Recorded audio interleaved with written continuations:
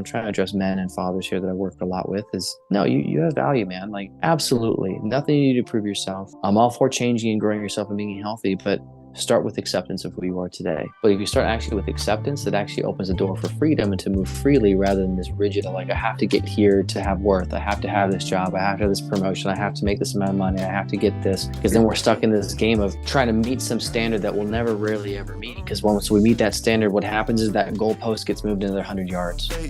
I give you a big hug. Say I'm feeling great, feeling great. It's okay, baby. It's okay. All right, guys, welcome back to the Jersey to Vegas podcast. This is episode number 100. All right, I'm on 97, but we're filming 100 now because it's a very special man, a very special person, if you want me to say, that I listen to on YouTube, that I listen to on Instagram. And if you want to, it's Therapy for Dads. You can follow him right there. His name is Travis. All right, I met him through the internet. I never actually met him in person. But there's a lot of times that I'll get lost, or I need some advice, or I need something to listen to, or something to kind of expand a troublesome thought that I might have. And he's always there with like the right video for me to watch.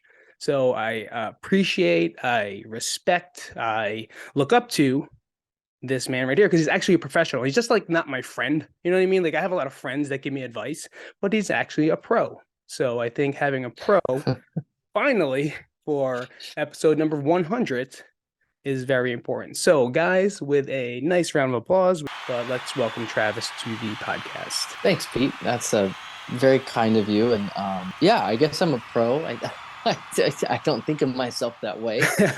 I don't, but it's very kind words. And, I can hear the sincerity, and I really do appreciate that. It definitely warms my soul, my heart to hear those things that you find it helpful. That's part of why I do what I do, is to be helpful, to actually help people. And on the Instagram account, specifically to help men in general and fathers, to kind of really help them along their path in kind of holistic mental health and helping them be better versions of themselves and to grow. I mean, that's really what it's all about. So I know we met and we've had some amazing conversations, and I've had you on my podcast as well, and being able to hear your story and who you are is really, we've shared about this, has impacted my life. And just knowing that your story has shaped me, has impacted me. And I think that's the beautiful thing about relationships, is that when we meet people, when we have conversation, that they forever change, not to be cheesy, but that they really do, they forever change us and they forever impact us. And so I thank you for the friendship we've cultivated over the past, I don't know how long it's been now, but I think at least over a year, right? Yeah, it was something. It got to be a year. Gotta be a year. Yeah, pandemic-ish. Like yeah. Yeah. So in the pandemic we met, and then we're now, I guess we're out of it. I think, okay. And officially in California, they signed. The threat's over. That happened a couple weeks back. Officially in California, I think it was the 31st of March. I think is when they said it's done. So April 1st, things are different. So those words really. I think it's always good to hear, I guess, how people think of you, and because you never really know, and to hear that it is having a positive impact, that really is, it gives me energy to keep going, to keep creating, to keep fighting, to keep sharing, to keep having conversations with people. So thanks, Pete. Yeah, man, you get to keep going, like in this, I guess you could say, in this realm or world of, I don't want to say influencer, but someone that makes content, like a content creator, I guess, right? Like it gets lonely. You don't know if you're actually doing anything. It's not like you want a round of applause for it, right? I don't want people to send me flowers and send me a gift, but like, are people actually listening? Are people actually taking in, maybe not even using, right? If hopefully you're using some of the thoughts or ideas or experiences that we've gone through for yourself, but like sometimes you don't. And a perfect example is like I just made a podcast yesterday or last night, and I talked about quitting and quitting in general, not just quitting this, but it's like even with podcasting and YouTube channels and all the other stuff, you want to quit sometimes because it's like, why am I even doing this? Yeah. And sometimes it takes that one person to just say like, man, it really helped. And it's like, well, why didn't you tell me? Like kind of, it's like, but I guess it's not their job to tell you. And then when they do, they will. Yeah. I can relate. I've had those thoughts at times, like, wait, is this having an impact? Is this worth the time I'm putting in? Is it, and then you hear these people, say something and you're like, okay, that's why I'm doing this, because it is helping somebody and it's giving another guy, another dad, another man a help when they needed it. It happened to be the right timing, and it helped them. And like, okay, that's why I'm doing it. And it gives me that energy and motivation to keep creating, knowing that the reality is not everyone is going to say something. And even in my profession, as a therapist, I do get feedback from people, but it's not often. But you do get feedback. I mean, you get that feedback specifically. I think it's also a cultural thing. We don't share enough, I think, appreciation, I think in general. And I think that trickles into really all areas of life that we might think it. A lot of people might think things, Right. But to then go and say it or to write it or to express it. Now, some people are really good at this. Some people, that's just how they're wired that way to really do that. But I'd say more often than not, it's in our head and we never actually express it to someone, but we feel it. When you do hear it, though, it's amazing what it does. You feel energized, you feel excited, like, I want to keep doing this. It does something to you. In fact, I think in the, John Gottman, the work he did in couples therapy, I'm sure you're familiar with him. And Right. one of his principles for making a relationship last through the ages is this thing called nurturing fondness and admiration. And that's all about essentially verbalizing your appreciation for your partner and loved one or your kids. I mean, this could trickle down to your kids too, is sharing those positives, Right. all that, like putting that in the bank over and over and over again, because it does something. That verbal appreciation goes a long way. It fills that person up. And so, yeah, when we do hear it, I totally relate. It helps you kind of recalibrate, saying, okay, that's why I'm not quitting. That's why I want to keep going, because I'm seeing the impact and I'm hearing it, getting the feedback, knowing that it's even helping one person, like it's helping somebody. And maybe that helps someone so profoundly that if they didn't see what I did, who knows what their life would have been like. So it's kind of like you just never know. I think that in the end, you never know the impact you're going to have, whether you're on camera or whether you're walking in a store, like grocery shopping, or if you're with your kids or your friends. Like, you just never know. Like, you're always, not to be like overly observant, but you just never know who's watching. You never know who's observing and taking in what you're doing and how that might affect them. So anyway, Very, very true. Yeah. Very, very. You never know. Yeah. And I guess you just keep doing it.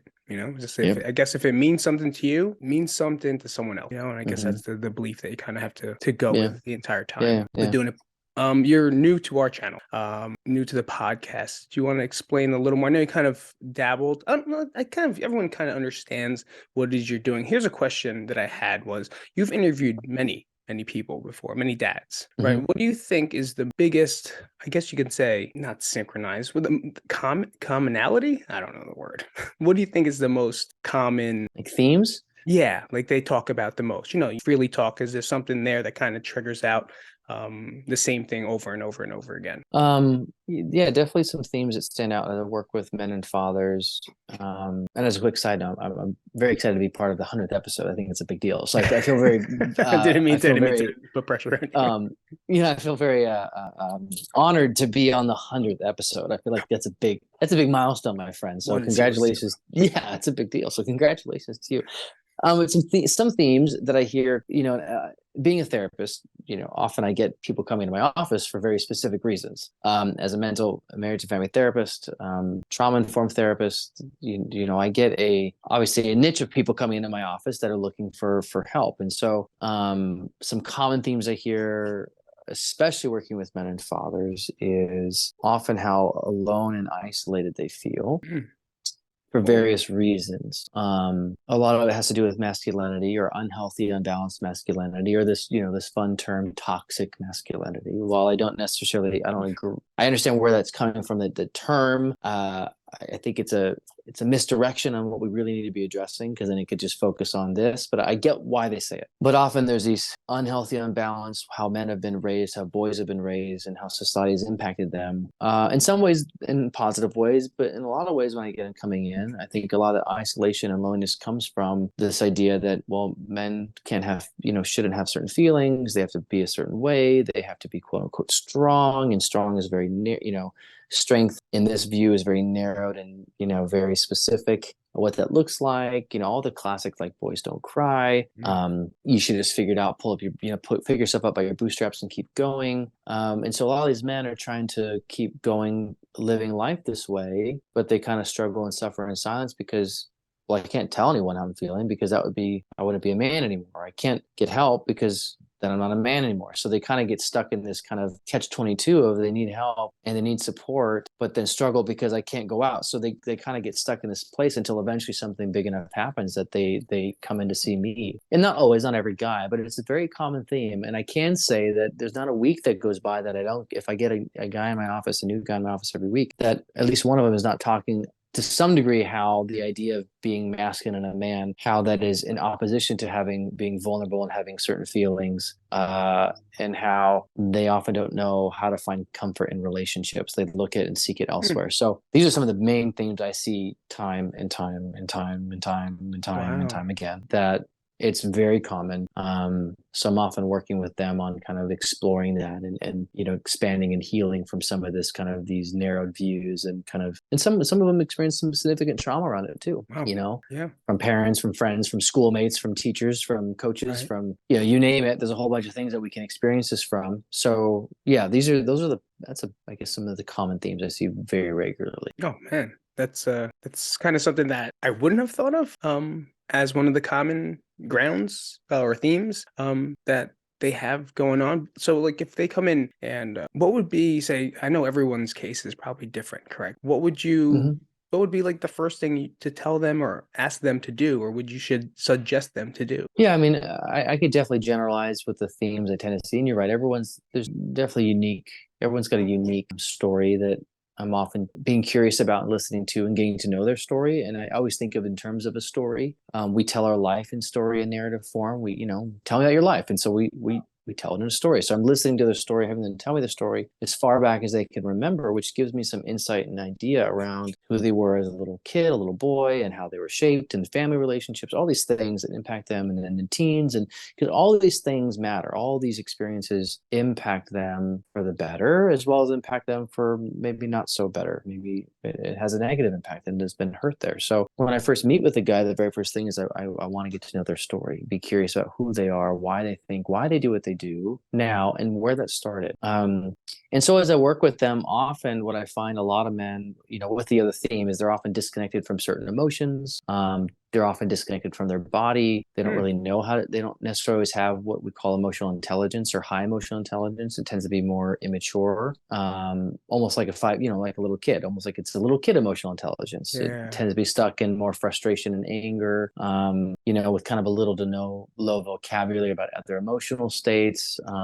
Or often, again, they're dealing with stuff on their own, or they're avoiding things, or they're keeping themselves busy to not think about certain things or feelings. They're overworking. I just got to stay, work myself to the grave, then I pass out, rinse and repeat. Or they're at the gym overworking to keep their mind occupied, or they're just doing busy tasks. And other men turn to other things too to deal with the stuff in their head that they don't want to think or feel.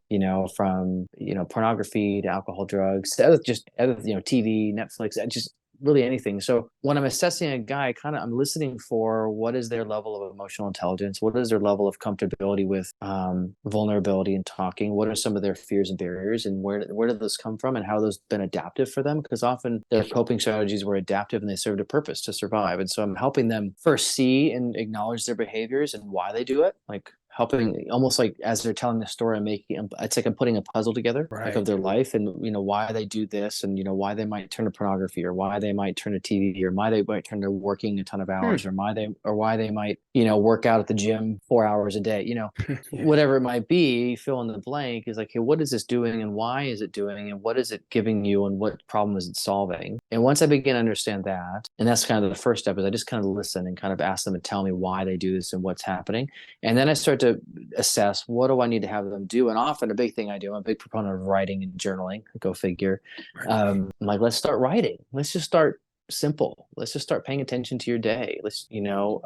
Because as a dad myself, this is also for me, because I find that as a dad of 3, I also, my memory, even as a therapist, if I think of 2 weeks ago, I'm like, okay, well, what did I do 2 weeks ago? And let alone what did I do last night? Sometimes days, weeks, months can blur. And so I find the benefit of writing and logging, because it really helps you see the nuanced changes, because we can get so, our perspective can be so skewed sometimes, and we can be really poor historian, and we can be really skewed on our perspective, especially if our perspective is filled with an emotional perspective. And so we can actually ignore certain things because we're so focused on a certain feeling state. And then if we're in that feeling state, everything gets filtered through that lens. And so it's like sunglasses. So we only pick up what we want to pick up. And so when I have them write, I often start with this this technique I call the high and the low, Okay. which is just real simple. Hey, write the high and the low of every day. Start there. It's a quick little log exercise. And the high and the low is really exactly how it sounds like. Pick a high point, something positive from the day. It could be anything. I don't care what it is. It could be that the sun is shining. Maybe that's the highlight for the day. It could be you got a raise. It could be you had fun with your kid. It could be you had your favorite food. It doesn't matter, but pick the high point, the positive. What happened and how'd you feel about it? So I'm also trying to help train them to build their kind of emotional strength, their vocabulary up, especially if I know that it's kind of weak or untrained. Right. I kind of help build that just to kind of start slow and see kind of where they, after a week, kind of see how they are with their emotional vocabulary and strength. Is it strong? Do I need to do a lot of work there? Like, where is it? And then their awareness to connect events and circumstances with emotional states as well as thoughts, kind of like are they able to see the connection, or is it kind of everywhere? What do I need to do there? So that's the high point. And I say, hey, you might have 10 highs. Well, pick the one that stands out most to you. Like you might have pick the one that is most present or apparent, to you. Write about that one. And I say with the same thing with the low. A low point can be anything that was something frustrating, annoying, that pissed you off, that got you angry, something sad, something, it doesn't matter. But of the low points of the day, pick one that really stands out to you, because you might have, 5 or 20. Well, what's the one that really kind of like comes to the surface? Write about that one. And so I just say pick one of each, because what I'm doing there is I'm assessing for their emotional vocabulary, again, their awareness of events and how events impact us and how our behavior, how our emotions, how our thoughts and feelings are all interconnected. And kind of I'm listening to for their language, because I give them a week or two to do this. And when I come back, it's like I should see a report and we talk about it. And I'm like, okay. And then I'm also looking for themes. Are there any themes of the week that kind of come back and forth? And another thing on the high and the low is I have them write down, write down your top 3 to 5 worries of the day, or things that bug you or annoy you or frustrate you, and then I also look for themes there. Are there reoccurring themes that are showing up over the week or the month? And then I use that as a way to say, let's explore these things and kind of build in. And so really these things are trying to build, I'm building foundational kind of a foundation here with them, as well as assessing. And when I know if they come back, for example, if they struggle with identifying their emotional states, I'll spend some more time there. And I know you've done gym work and do training. And so it's very much like training the body. It's like we're training the emotional, I call it the emotional and mental muscles. We can't see it with our eyes, but it's there. But it's the best way, especially working with men, is like, they get the concept. So it's like, we're working this muscle out, but it's like the first time at the gym, you're not going to go over there and lift 6 plates. You're not going to do that. Like you could, but you're probably going to injure yourself seriously and have another problem. But we start off with, let me ask you this as a trainer, what do you start off first when people come into the gym? What are you doing first with them? Doing what you're doing, assess them, see where they've been, see what they've been doing, assessment. Right. Let's start from where you are. Right. We start from where you are. And what do you, what's something you're looking for in them when they're lifting a weight, for example? What are you looking at first? Dysfunctions, bad form. Do they know what they're doing? Right. You can care less about the weight, right? You're like, right. No. It's more about what's the form, what's the function, how are they doing? Right. And it's the same thing with mental and emotional well-being and mental emotional health is I'm assessing what's their form. What's the function? What are they able to do? So I'm watching and listening and paying attention to these things. And then I'm starting to build on, okay, you know what? We got to really work on form. Let's reset. Because what you're doing is you're going to injure yourself. As you know, it's like, okay, sure. I just see this, you're going to be wrecked if you keep doing this, right? Or maybe you already have some injuries that we need to work with because you've been doing it wrong, not thinking about it. So I'm doing that too. I'm assessing for the next step. Once I have that basic of like the high and the low and their worries, I then look at, okay, when you are stressed out, when you are worried, when you're dealing with stress at work or at home or with your kids or whatever, what do you do? How are you, the classic word, how are you coping with that? How do you address that problem? How do you deal with it? And often what I hear is, well, I don't, or I go to work, or I go to the gym, or I do this, or I go to bed, or I just stay busy, or I just avoid it. I just distract myself. So I escape. So I hear a lot of escapism, a lot of distraction, a lot of avoidance. And I don't poo-poo that, because it serves a purpose. I often acknowledge the reason why we do that it makes sense, that it's part of our survival brain. We're trying to deal with pain and trauma and hurt. And so it makes sense why you distract. And sometimes too, by the way, all those things are purposeful and useful within the right context, like distractions, avoidance, like those aren't necessarily bad. In fact, they're very adaptive and helpful within the right context within the right time frame. Now, if we're doing that always, then we're never actually addressing the problems, and those problems just get bigger. So we have to look at, okay, how these things are adaptive, distractions, avoidance, how those things are useful, as well as how those things could be actually more damaging. So it's both and once we understand that, I then start to implement skills, which is why I like them to write, is because then they're actually acknowledging the problem or beginning to learn how to. So it's kind of like this tandem work of building the form, the foundational skill, the emotional intelligence, of the strength, looking at how they're coping. I often ask, and this is not my genius, I'm taking from people who are experts. I often ask the comfort question: how do you find comfort when you're in distress? What do you do? Do you turn to a friend? How do you find comfort spouse? when you're in distress? Sorry. So how do you, when you're in distress, whether it's emotional, mental distress, right, who or what do you turn to for comfort? Wow. So that's like, so I'm trained in attachment science and kind of this attachment model of that we're wired, biologically hardwired, to seek out safe connection when we're in distress. And if you're a parent, some of us probably listen to the show, you may or may not be a parent, but those of us that are parents that have children, you see this in small children pretty much right away. When a small child is hurting, or when they're upset, when they're hungry, when they got a boo-boo, when maybe their diaper's wet, when they're in some type of distress, what do? Cry and try to find you.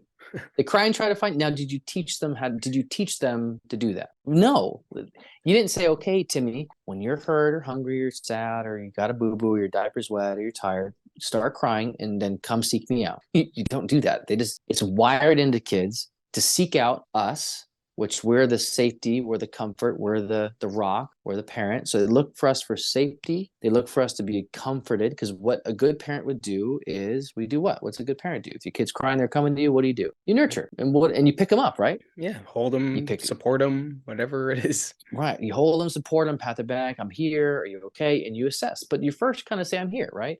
Right. I'm here. Like, it's okay, buddy, or whatever you call your kid, whatever. I'm here, right? Because we're wired for that, biologically wired to seek out a safe person for comfort, because that's actually how we soothe best. Now, quick side note: not all of us grew up in a home that our parents were safe to connect with. And I'm not talking that parents don't need to be 100% perfect. That's actually not what kids need. It's more about, generally speaking, not every moment, because you know what? Am I perfect? Heck no. Do I miss my kids? Absolutely. Because kids don't need perfect. In fact, there's some research, I think it's something like 30 to 40%, something really low actually, that we need to attune to our kids for our kids to feel safe and connected. It's something like 30, 40%, which is actually not that much if you think about it. But because our kids are able to have the awareness of, we're not perfect. So when we tune to our kids, they feel safe. And as adults, we actually do the same thing. Now, the difference is, what did we learn from our parents or caregiver growing up? Were they safe? Could we rely on them? Or were our parents not reliable? Were they not dependable? Or were they the source of pain? And so we adapt as children to adapt to that, to survive. So we might turn to numbing out. We might avoid. We might turn to overwatching TV or burying ourselves in books or magazines or school, or we might turn to sports, or some of us might start experimenting with drugs and alcohol when we're young, or we might turn to other things to deal, pornography. We turn to other things to deal when we're in distress, especially if our model is one that isn't really safe or consistent. And so coming into adulthood, I work with men saying, okay, who do you turn to now? And if they tell me that their primary source is, let's say, pornography, or their primary source is drinking, or their primary source is just numbing out and tuning to TV, or their primary source is doing something else, what that tells me is there's something in their story, in their past, that people were not dependable or people were not safe. And so they learn to say, I can't really trust people. People hurt me, or they're not there for me. Because there's also the idea of people maybe, it's like the lack of something too can also be a pain point. Well, no one was just there. It was not even like explicit. My parents didn't yell at me. They might have just didn't respond to me. They might have been working all the time. There was just no one around, where it wasn't like they were beating me. Some of that's true, something that happens, but sometimes it's just the parents working because that's what they had to do to survive for their family. It's almost like it just happens, but then dad's gone all the time or mom's gone. And so it's like the latchkey kid thing, where it's like, it's not like any apparent abuse, but it's just the lack of something. And so the kid says, well, I gotta survive. And so I become hyper independent and realize I can't really depend on mom and dad. So I gotta just depend on myself. Right. Or I gotta take, and then if I'm the oldest, I gotta take care of my siblings. So I become I become a parent of a young kid. So and that tends to work into that male becoming someone who works a lot to provide. So it comes from a place of survival. So it's this delicate dance of understanding their story, helping them see why they developed it, having empathy and understanding for it, but then also bringing in the whole picture that, well, the reality is we actually need people. And one of my old supervisors came up with this acronym that I actually posted a video about a long time ago called PMS, not premenstrual. Yeah. Not that. But just preface that. But PMS. So person, mind, substance. Person, mind, substance. So think of how we seek out comfort when we're in distress, whether it's stress at work or at home or whatever it is. Person, mind, substance. So I talked about how we're wired to seek out a person, people, to comfort. And that looks like, again, like a parent. And if with a buddy, let's say a good friend, you might say, hey, dude, I had a rough day and it's been a rough week. Man, can we just go hang out? Talk, have a drink, whatever. Go talk, have a drink, go shoot hoops, do something. Yeah, that's engaging a person and you're talking through your day and de-stressing and your buddies listen, say, hey, dude, I get it, man, I'm here for you, man. Like that's a great actually use of a person because you're acknowledging what's going on. You're finding comfort in a relationship. You feel safe enough to talk and that person's able to kind of be there for you and to listen and to acknowledge, and you feel better. You're like, I felt really good to talk to Tim last night, man. I'm just hanging out and like, just talking through things and, shooting hoops or whatever we're doing. You feel better because what you're doing is you're finding out comfort in a relationship. So a lot of men have it flipped where they turn to a substance first. So it's substance, mind, person, where they turn to people last. And as I said earlier, it's often linked to, there's a story as to why they often don't turn to people, often due to not feeling heard or safe in relationship, or often they might have been shamed or made guilty or told they weren't man enough, right? There's things that get stuck in the story. And so they learn, I can't really talk to people about this. And so they just don't talk to people, or, at least they don't talk to people about what's going on. They might talk to their buddy, right? But like I said, the example earlier was a good example is saying, hey, dude, I had a long week. Can we just talk and do you just talk through stuff? That's a good example of using a person to actually process. The other way is we might just be with friends, but not actually talking about what's going on. We're just kind of we're using them as a substance. Right. So I want you to think of substance as a distraction. So substance is a distraction. It's a temporary relief from the problem. Now, substances for some of us, it for sure can be alcohol. Absolutely, it can be drugs. But I want you to think of it so much more. I think the what I said earlier is that you could see guys going to the gym and they're working out a ton. Right. Now that could be a substance if they're never actually addressing the pain and problem of their life, if they're just distracting all the time by being at the gym. Now, is that healthier than drinking a 12-pack every night? Well, yeah, obviously liver and kidney. Like, I'm not talking about that. I'm talking about the emotional, mental effect that you're distracting. And I don't care what you're distracting with. I don't care what substance you're putting in. If you're never actually addressing the problem, well, that emotional toll, that mental toll doesn't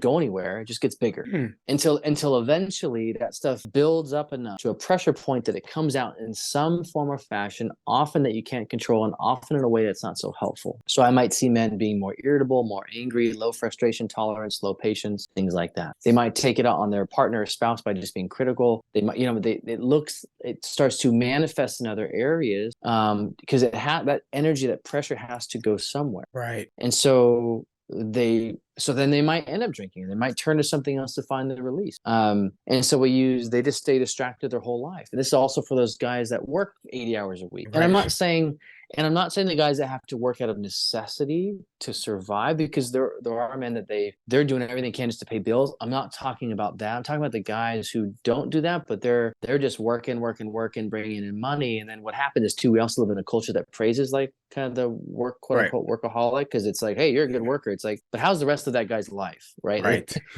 Is it balanced? How's the relationship with his kids, his family, his friends? What's actually going on in this guy's life? And I've worked with quite a few men that they got all the accolades. They're making six figures. They got the cars in the house. But I look at the rest of their life and it's messy. It's chaotic. They have no relationships, or they're on their third marriage, or, there's other things that happen. And so I help guys say, okay, what substances are you turning to? And I don't poo-poo them. I first say, okay, I see why. What is this doing for you? What is it doing? Help me understand. What relief is it? What is it relieving you of? Like, what is it? What solution is it giving you? What problem is it solving? What is it distracting you from?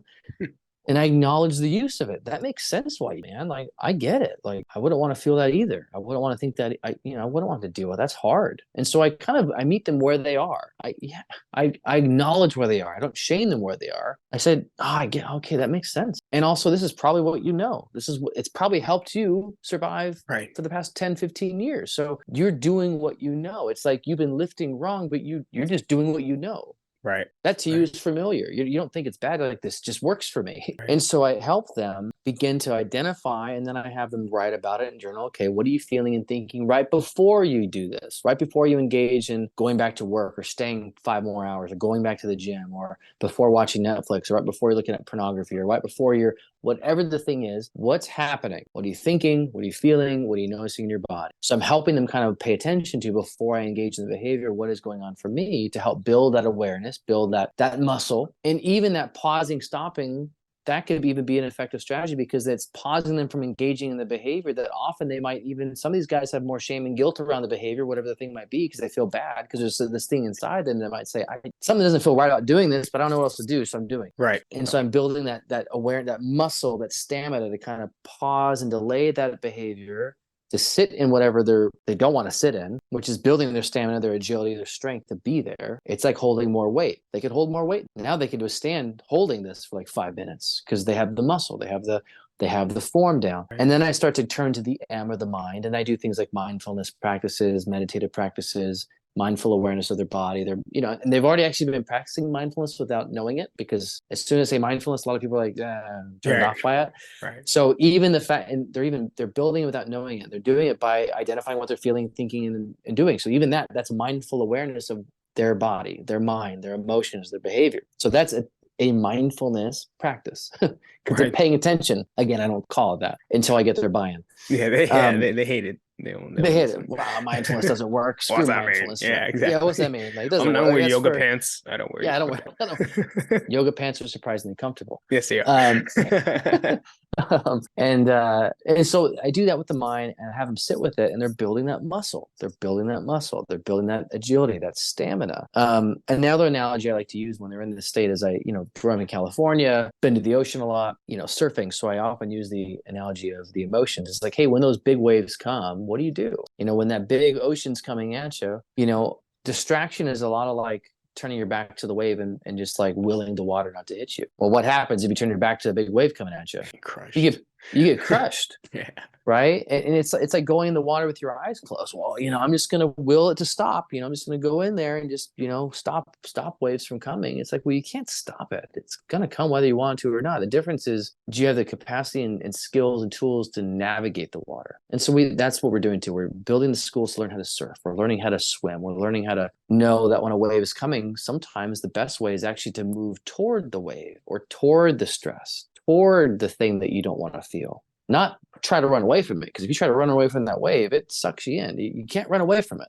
Like that undertow pulls you. And so what we learn, if you move toward it, actually you can go over it, you go under it, you can swim to the side. So there's things you can do. So it's through the pain, it's through the emotions, it's through the distress, not by avoidance. And a lot of nature shows this in so many ways. A lot of nature is riddled with these images and narratives of moving through pain and suffering to actually find freedom, not by avoidance. And so that's where I start with these guys. I start to look at their backwards SMP, and then I start to build on awareness of the substances, and then start to be aware of why they do, and start to really build more of that M, of that just with themselves. And then in turn, when they feel more comfortable, more stamina, start to look for people that actually are safe, start to look into relationships. And some of these guys don't know how to do that yet because they've never really done it. So it's kind of slowly helping them, coaching them through that process and building and talking through. And some of these guys, they might have one person that was safe that they remember. It's like, remember that coach, remember that teacher, there was something there, it was different, right? Yeah. Okay. Well, then you know what it is to have someone that is a good person that does listen to you. But now we just need to find it now as an adult. And when I work with dads, it's just another layer, because dads they have responsibility with their kids. And so it's helping them to seek out other relationships. So that model is really what I help them build, that intelligence. I help them navigate. I help them build the strength and stamina so they can better navigate life. And when I am working with dads, I talk to them like, hey, you're the model for your kids. They're looking to you, whether you want them to or not, to see how you deal with this stuff. I mean, you could wish that not to happen, but sorry, dude, like you're a dad now. So as a father, as a dad, like your kids look to you 24/7. Right. They look at you at your worst and at your best and somewhere in between. Right. Always. They're always looking, they're always absorbing. And so I say, hey, it's not that you have a mistake. I mean, kids are quite forgiving and resilient. It's what you do when you slip up. That's the important step. It's what you do when you find yourself dysregulated or maybe raising your voice. It's what you do when you find yourself frustrated and tired and exhausted. Like they look to you to see, how do you deal with difficulties in your life, Dad? And how can I learn from this by watching you? What am I learning to do this? And they take that and run with it, whether you want them to or not. They're doing it. And so and kids don't need to be perfect. Again, kids are very forgiving. Oh my gosh, they're so forgiving. So something I modeled, to be real, have I raised my voice before? Yeah. Am I a therapist? Yep. Am I perfect? Heck no. I'm a person. I'm a human being. Even though I have letters after my name, Travis Goodman, MS, LMFT. I have letters. I'm not this perfect being. I'm a person. I'm still a guy. I still have my things that stress me out. I still have things that get me frustrated. I still have my oddities that we all do. I still have, and if I don't take care of myself, if I don't do the thing to take care of myself, my frustration tolerance is really low. I have low patience. I'm easily frustrated. I don't parent well. Like, I resort to raising my voice versus like slowing down. Like, and what I do when I do that, what I model is the repair. I say, buddies, my kids are little. I'm, 5.5, 3.5, little kids. But I say, Dad didn't take a breath, did he? Dad didn't count to 10, did he? No, Dad was frustrated and I raised my voice, and that's not okay. And for that, I'm sorry. I don't say because you did this. Right. You didn't put on them. No, I say, this is a me. I didn't breathe. I'm going to breathe now. Wow. Forgive Dad for raising his voice. I'm so sorry. I needed to breathe, and I'm going to work on that, buddy. And I'm going to work on this. And you know what my kids do? They give me a hug. They love me. They say, it's okay, Dad. Like, and they get it.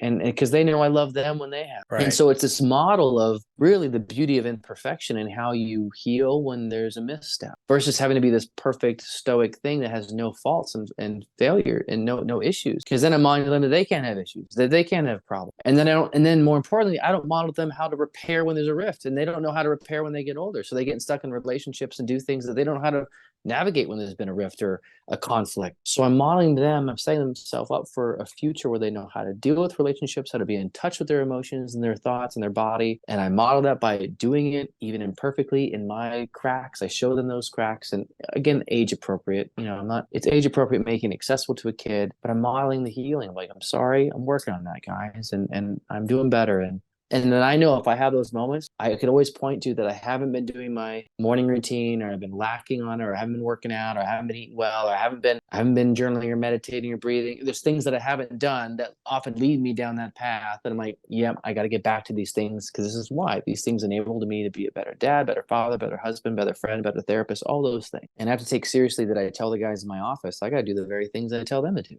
So not only am I telling them and coaching them, I'm kind of re-coaching myself in the process to remind myself that I too got to do the things that I need to do to care for me, that I need to turn to safe people and talk and get support, that I need to do things that I'm engaging in the things in my life that's stressful, that I need to be aware if I'm over, if I'm watching maybe a few more Netflix shows versus actually dealing with the problem. And not that those things are bad, but if I start to go there too often, I start to slip, and I start to get into a place where I'm not balanced, and I get out of balance. And so I have to come back to balance, and we all veer.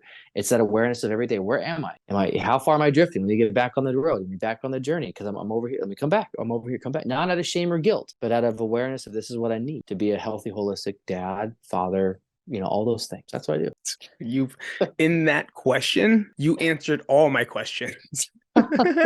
So whenever there's going to be a question, I'm just going to like subtitle it underneath, because you expanded so well on exactly what it is we're kind of, I guess the story that we're trying to see, right? Because we just started with what's the first thing you tell them to do, and you went through the whole process of like just understanding, and like that's huge. And now the next question was, what type of, I don't want to say mindfulness, but what type of skills do you teach the person? You're like journal, and that other one that was the high and low is amazing. That's the best, easiest thing you can do. Of course, it's going to be hard for someone. Not saying it's easy for another person, but it's and then of course the overworker in me was like, oh, I'll give you like 7 good things, and then I'll do 7 bad things. And then you're like, no, just pick one. What's the one that stood out? I was like, all right, that made it even easier to do. And then the stuff with the kids, like, yeah, this is a perfect example. Like I'm doing my best to not yell, and I don't really anymore. I really take that step back. I take the breath, like you said. But there's gonna be times where I'm like,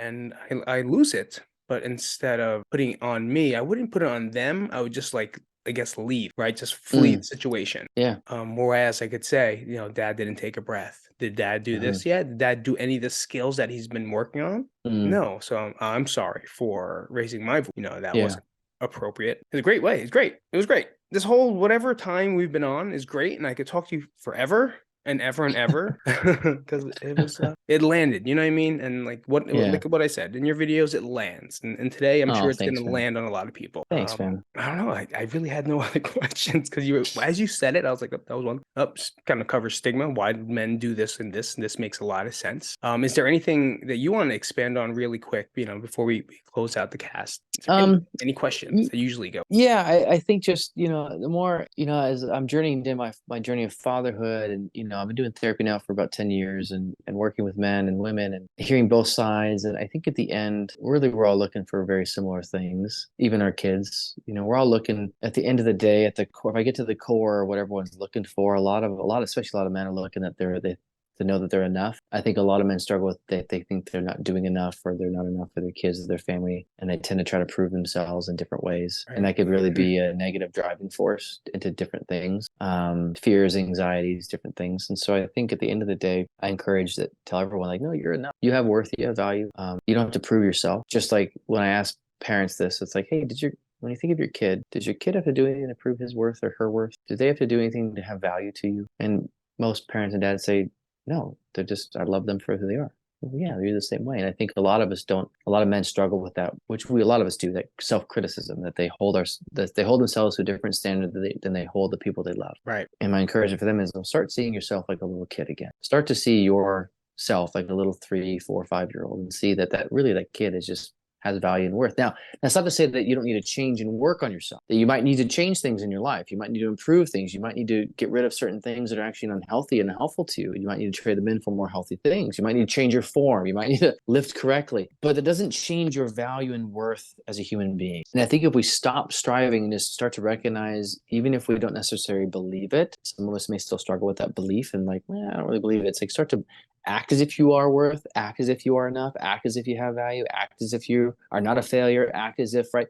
Just start acting that way. Well, then your life starts to change, because then you stop striving and start looking for things that are actually important. And then you start to reduce the use of substances and distractions and start to engage what you are, because you're not having to deal with this shame of I'm not enough, or failure, or broken, or flawed. And I think that's such a big component. So I encourage dads that, guys, you are enough, you have value, you have worth. What you say matters, even if in your whole life you never thought that, never felt that way. In the end, you do. You truly do. And start treating yourself as if you matter. Start treating yourself with kindness and love, like you would treat your kids, or someone you truly care for. Some guys, let's say, I'm sure, don't have kids, but maybe you have your partner you love and you would do anything for, or you have a friend that you care for and you're very supportive and you listen well. Well, do that to yourself. Let go of the hypercriticism and start to listen to yourself. Start to show yourself support, much like someone you care for. And for a lot of us, I know it's one of the hardest things to do. Definitely one of the hardest things to do is to start to do that, because there's this shift. It's like there's this button there, but I'm unique. Like and I tell them, well, then, and I kind of go with them in a joking way, not joking, but I'm like, yeah, so you're the unique snowflake that deserves to be treated like crap all the time. Yep, you're it. You're the one person in the world that deserves to be treated like utter junk and to be beat up all the time. Absolutely. Yep. And they look at me, I'm like, why are you saying that? Like, because I just go with their crazy. Right. I'm like, well, because are you hearing yourself? And they, well, and there's all this buts of why they deserve it. And it's, no, you don't.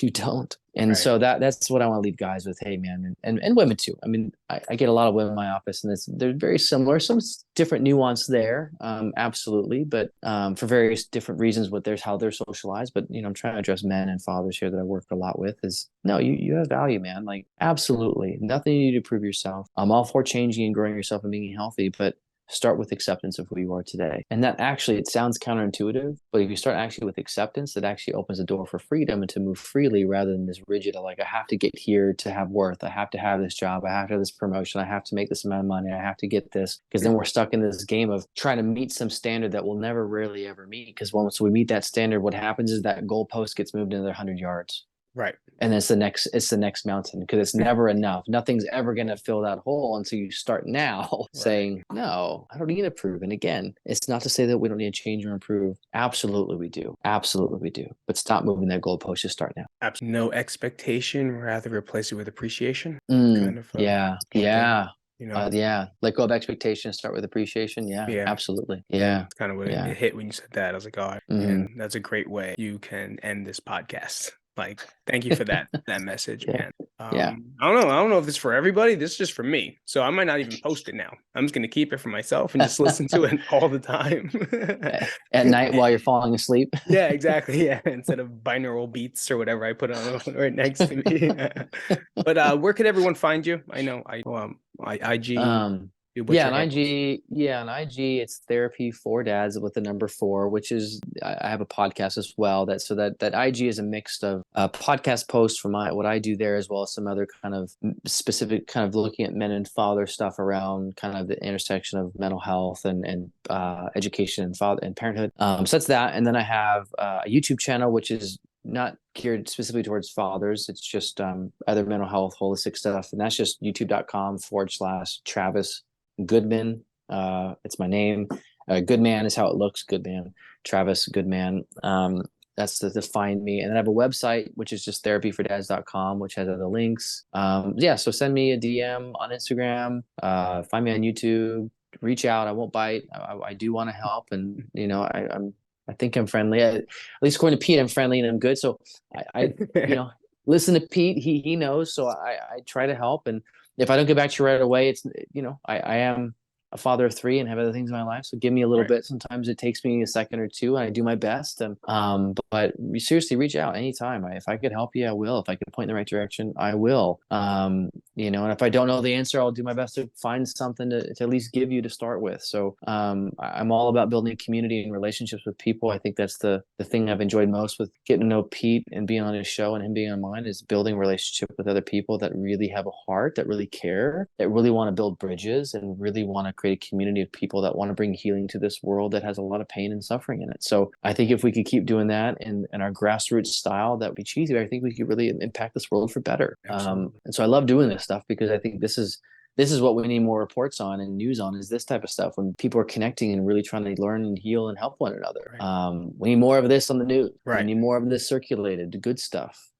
People being generous. And so, that's why I'm doing this, is with the sphere of influence I have, with the power that I have, I want to give it away and help and learn too, because I'm not perfect. I'm always learning. I'm always trying to grow in so many ways. So Pete, I thank you, man, for having me on and being part of your big episode. So I feel very honored again. So thank you for having me on number 100. 10. We'll get you back on 200. That's a long time. Well, I don't want to wait that long. I know, exactly. 201, 101. See you next week. I'll see you next week. But guys, thank you so much, Trav. Thank you for, again, taking your time to come out today. And man, I'm not ending the podcast anyway. He talked a very good game, and hopefully you guys got a lot of input out of that. And I'll see you guys next week. This is Pete. It's Travis, the Jersey to Vegas podcast, episode number 100. Happy to be here, and thank you guys so much. We'll see you guys. Thanks. It's okay, baby, it's okay. Got a lot of words you don't know how to say. Pull out all your big ones, tryna flip my face. I give you a big hug, say I'm feeling great. It's okay, baby.